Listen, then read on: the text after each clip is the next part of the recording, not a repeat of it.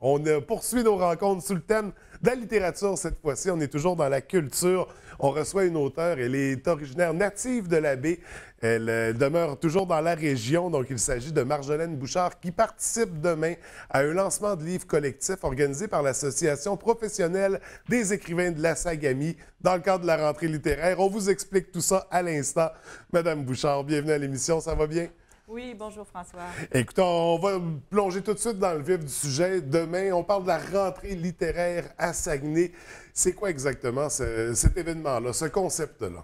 Oui, en fait, l'Association professionnelle des écrivains de la Sagamie organise depuis les 4 ou 5 dernières années un lancement collectif pour les auteurs qui auront publié au cours des dernières semaines au cours des dernières semaines. Parfois, c'est au printemps.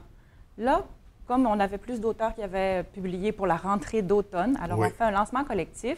C'est comme un peu une petite introduction pour le Salon du livre.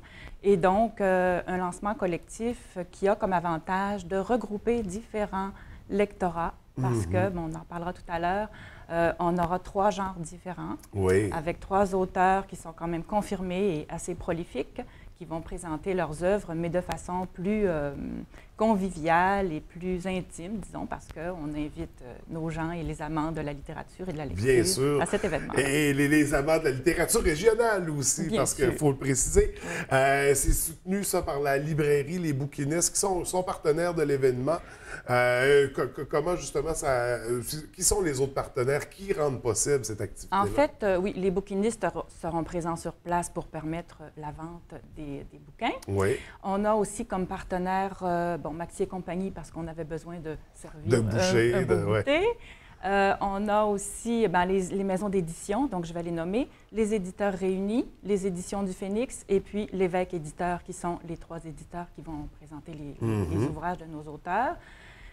Nous avons aussi Hydro-Québec, que je dois mentionner aussi, parce qu'Hydro-Québec, depuis quelques années, nous donne une commandite qui nous permet d'organiser des événements au cours de toute l'année. Alors, ça fait du bien parce qu'on est une association qui essaie de faire, qui fait la promotion de la littérature au cours d'événements pendant toute l'année. L'association très active, là, on voit beaucoup de choses oui, passer. puis on va avoir une belle programmation Ouais. pour l'automne aussi, mais ça sera à suivre lors de peut-être d'autres entrevues. On ici. aura bien d'autres sujets à Oui, couvrir. voilà. Donc, demain, c'est le lancement de C'est 3 le livres, lancement. 3 auteurs de la région dont tu fais partie, bien sûr. Oui, alors. On va débuter avec ton livre. D'accord. Qu'est-ce que tu nous présentes demain? Alors, demain, j'ai commencé l'écriture d'une série il y a quelques années. Ça s'appelle Les Portes du Couvent. Oui. Alors, demain, donc le 20 septembre à 17h, c'est ça, à la Marina de Chicoutimi, je vais lancer le tome 2 de cette série-là. Le titre est Amours empaillés. C'est une saga qui se déroule à Chicoutimi, donc dans la région, un roman d'époque qui met en scène une jeune religieuse et une jeune couventine qui vivent, dont les quêtes se croisent, mais dans beaucoup de tourments. Alors, il est question de vengeance, de rumeurs, mais d'attachement aussi, parce que la jeune fille souffre d'un syndrome d'abandon. Bon, alors, c'est quand même beaucoup de sentiments humains dans un roman d'époque que j'ai cadré le plus fidèlement possible avec des personnages fictifs, mais dans un cadre que j'ai vraiment reproduit grâce à des recherches, des entretiens auprès d'anciennes couventines. Et puis, ma foi, le tome 1 a quand même eu beaucoup de succès. J'ai été vraiment étonnée. Il a fait le palmarès Gaspard du Devoir pendant plusieurs semaines. Et puis, je pense que c'est un sujet qui intéresse beaucoup de lecteurs et surtout de lectrices qui ont vécu cette période des couvents au Québec. Donc, Alors, oui, pour ceux que ça intéresse aussi, qui veulent découvrir oui, bien tout ça. sûr, parce que... Là, on parle, c'est ça, de romans à saveur historique. On a parlé de recherche.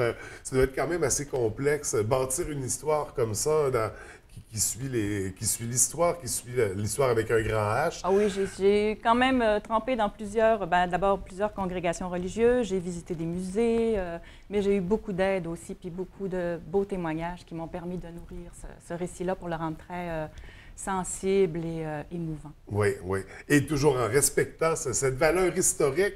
Donc, un tome 2 à découvrir, très intéressant, qui sera lancé à compter de demain. On a également l'auteur Daniel Dubé qui nous présente Le ciel de Kyoto.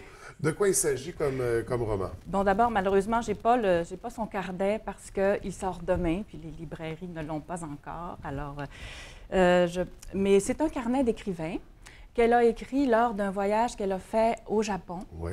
Et puis, elle était avec 10 Québécoises. Et puis, dans ce carnet-là, elle nous présente le Japon dans tous ses paradoxes. Alors, elle... Sous forme de journal intime, un peu? C'est un carnet. Le carnet, ce qu'il y a de particulier, c'est comme un outil de l'écrivain. Quand l'écrivain lève la tête d'un manuscrit ou d'un roman ou, qui a demandé beaucoup, beaucoup d'efforts, il lève la tête puis regarde un peu qu'est-ce qui se passe autour pour reprendre une certaine part à la réalité. Et dans le carnet, c'est ça, c'est un peu plus... c'est une démarche qui est plus désinvolte, je dirais. Et dans celui de Daniel, bien, on retrouve sa sensibilité de plume et ses préoccupations aussi, qui sont, chez Daniel Dubé, la préoccupation de renouer le contact avec la nature, puis la solidarité humaine. Alors, c'est un texte très, très sensible, encore une fois, et puis qui nous fait découvrir, c'est ça, le paradoxe du Japon. Autant ces gens-là vont être... dans le raffinement de l'art de vivre, la générosité d'accueillir les visiteurs, mais aussi c'est un pays où on a connu des choses affreuses comme Hiroshima ou des choses comme ça. Et puis elle va, avec toute sa sensibilité, nous présenter le Japon à travers cet éventail. Les deux côtés de la médaille. Voilà. On poursuit tout de suite avec un nouveau roman de l'auteure Isabelle Larouche, Prophétie. Prophétie d'Isabelle Larouche, qui elle est native de Chicoutimi, mais qui demeure, je pense, maintenant à Saint-Eustache, à moins qu'elle ait déménagé entre-temps. Mais Isabelle Larouche est une auteure aussi très prolifique qui écrit pour la jeunesse surtout. Et dans ce roman Prophétie, malgré la page couverture qui paraît un peu sombre, c'est une couverture qui va cacher un récit, mais très tendre, une histoire de magie, d'amour, avec un volet fantastique, et qui nous fait voyager dans le temps entre 1929 et 2254. Okay. Alors, il y a aussi, dans le passé, des éléments historiques qui sont livrés aux jeunes lecteurs. Alors, je dois préciser que c'est pour les 12 ans et plus. Oui. Et puis aussi des sortes de projections ou d'avertissements qu'elle va livrer à travers des prophéties d'une vieille dame qui se sert d'un jeu de tarot pour dire un peu l'avenir. On a vraiment 3 livres très différents. On veut rejoindre le plus grand bassin possible de gens, toucher leurs intérêts. Ce sera très intéressant. C'est demain du côté de la marina de Chicoutimi à compter de 19h, 17h. 17h. Alors, formule 5 à 7 avec le goûter, le verre de l'amitié. Il y a des comédiens qui vont lire des extraits de textes. Oui. L'animation va être faite par la dynamique Cynthia Harvey, qui est la directrice du département des arts et lettres de l'UQAC. Et puis, ma foi, c'est un beau rendez-vous auquel on convie toute la population. L'entrée est gratuite. Un petit goûter au travers de ça. Des dédicaces de livres, les échanges constructifs autour de la littérature. Puis les gens pourront se procurer des copies des livres en question. Il y en aura un peu plus même, je crois. Peut-être, c'est ça j'espère, en fait, que les bouquinistes vont apporter aussi quelques autres productions de ces 3 écrivaines-là pour que pour qu'on puisse vous découvrir comme il faut, plonger dans votre univers littéraire. Et là, on a glissé un mot par rapport au Salon du Livre en début d'entrevue. Ça débute la semaine prochaine. Est-ce que vous participez cette année? Bien sûr. Alors, les 3 auteurs dont je viens de parler, Daniel Dubé, Isabelle Larouche et moi-même, on sera aussi au Salon du Livre qui, ma foi, là, va sortir sa programmation cette semaine, je crois. C'est aujourd'hui même. C'est aujourd'hui, voilà, la conférence de presse, c'est ça. Et puis, donc, la programmation qui est foisonnante. Et puis, oui, on va être là et on a très hâte aussi. Donc, vous serez de la 53e édition. Oui. Et qu'est-ce qu'on surveille là, pour la prochaine année? Est-ce qu'on a un autre projet littéraire qui est bientôt prêt à présenter? En ce qui me concerne? Oui. Oui, bien sûr. Alors, le tome 3 de ma trilogie, qui devrait sortir le 20 mars 18. OK, donc ça va quand même assez rapidement. Ça va quand même rapidement. Il est quand même pas mal terminé, mais il faut quand même traverser les autres étapes à la maison d'édition, révision linguistique, direction littéraire, etc. Donc, à surveiller ce printemps, est-ce qu'on travaille déjà sur un tome 4? Non, ça va clore la trilogie. Bon. Il y a un autre projet qui s'en vient, bien sûr. Donc, il sera à surveiller. Ce sera peut-être la nature de notre prochaine rencontre, plongée plus précisément dans votre univers littéraire. Écoutez, Mme Bouchard, merci. C'était un plaisir. On vient vous rencontrer demain à la marina de Chicoutimi, 17h pour ce beau lancement collectif de livres de l'Association professionnelle des écrivains de la Sagami. Alors, ce fut un plaisir. Merci beaucoup. Je vous en prie. Merci, François.